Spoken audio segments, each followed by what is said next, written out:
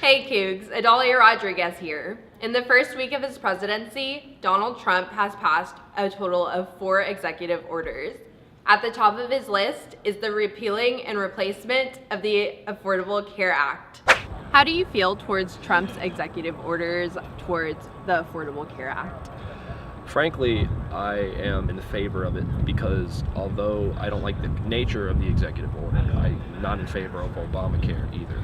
He hasn't replaced it. He hasn't thought of anything to replace it. Repealing it, I understand the pros and the cons. For some people, they don't want to mandatorily pay for health care and such that and all those things, but it does have benefits for many people, especially people our age who are having trouble getting jobs and maintaining those and having a well-paying job to be able to pay for health care and thus have to be part of their parents to gain some kind of assistance. The Affordable Care Act, to me, what is it, 20 million people got health care insurance. That, you know, if that goes away, it's going to be a disaster politically, but it'll be a disaster for those families as well. So I think he needs to stick with his promise to have if he wants to change it, he needs to have a replacement before he dismantles what, in my opinion, is working. And do you believe that it'll help out small businesses as he's promised? Oh, that's a big question.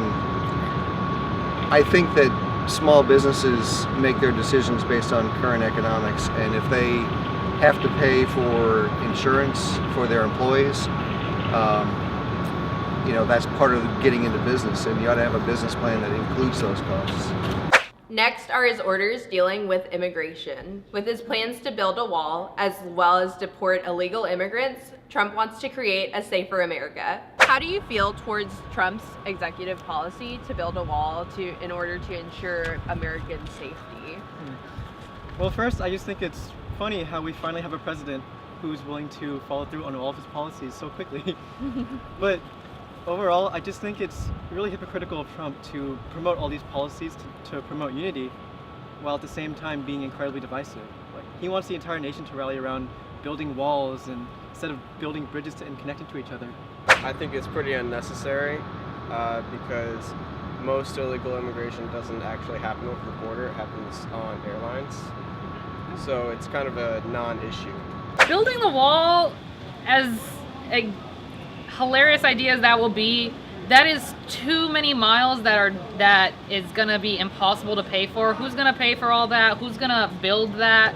There's been a train being built from Austin to El Paso for the last 30 years and it's still not done. How does he plan on making a 750 plus mile wall in less than 4 years? Like, it's just not possible. How do you feel towards his want to deport illegal immigrants that have a high crime rate in this country? Well, if you're committing crimes, then obviously you shouldn't be in this country, but the overwhelming majority of them are not that way. I feel that most of his actions are rooted in a fear that he's capitalizing on throughout the entire nation.